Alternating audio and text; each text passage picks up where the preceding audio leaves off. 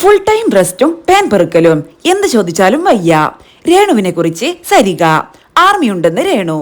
ആദ്യത്തെ ഒരാഴ്ച big boss ഹൗസിൽ ഫയർ ആയിരുന്നു രേണുസുതി.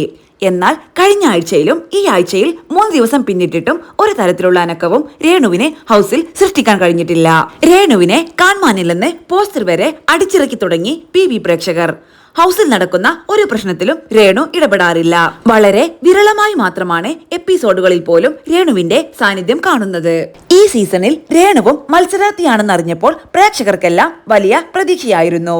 ബേബി പോലും അവസാനം വരെ സസ്പെൻസ് ആക്കി നിർത്തി വലിയൊരു ഗ്രാൻഡ് എൻട്രിയാണ് രേണുവിന് ബിഗ് ബോസ് ഹൗസിലേക്ക് നൽകിയത്.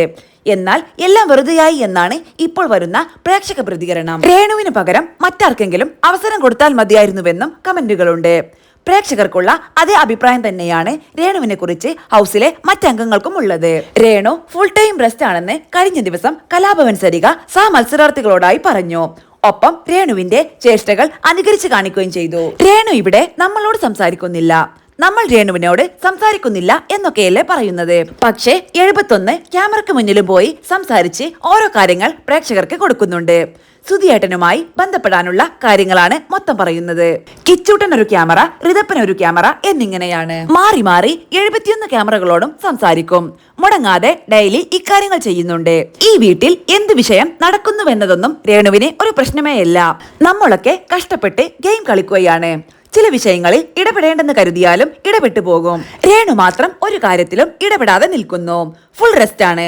പിന്നെ എപ്പോഴും എനിക്ക് വയ്യെന്ന് പറയുന്നതും കേൾക്കാം. അതുപോലെ നമ്മൾ അടിയും കച്ചറയുമൊക്കെ ഉണ്ടാക്കി തിരികെ വരുമ്പോൾ കാണുന്നത് തല ചൊറിഞ്ഞുകൊണ്ടിരിക്കുന്ന രേണുവിനെയാണെന്നും സരിക പറയുന്നു. കഴിഞ്ഞ ദിവസം നടന്ന പണിപ്പുര ടാസ്കിൽ പങ്കെടുത്ത ശേഷം രേണു പറഞ്ഞ ചില കാര്യങ്ങളും ചർച്ചകൾക്ക് വഴിവെച്ചിട്ടുണ്ട്.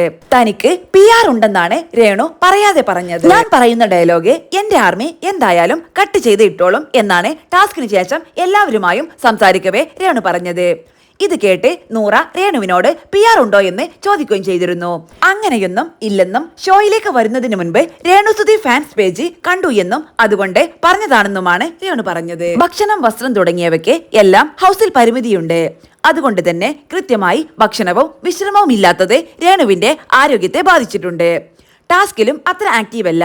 തനിക്ക് വയ്യെന്നും അധികകാലം ഹൗസിൽ തുടരാൻ കഴിയില്ലെന്നും അടുത്തിടെ രേണു പറഞ്ഞിരുന്നു. ഇത്തവണത്തെ നോമിനേഷൻ ലിസ്റ്റിലും രേണു ഉൾപ്പെട്ടിട്ടില്ല. ഇതുവരെ 2 പേരാണ് എവിക്റ്റ് ആയത്. മുൻഷി രഞ്ജിത്താണ് ആദ്യം പുറത്തായത്. രഞ്ജിത്തിന്റെയും സേഫ് ഗെയിം ആയിരുന്നു. കഴിഞ്ഞ ആഴ്ച RJ ബെൻസിയും പുറത്തായി. 19 പേരുമായാണ് 7ാം സീസൺ ആരംഭിച്ചത്.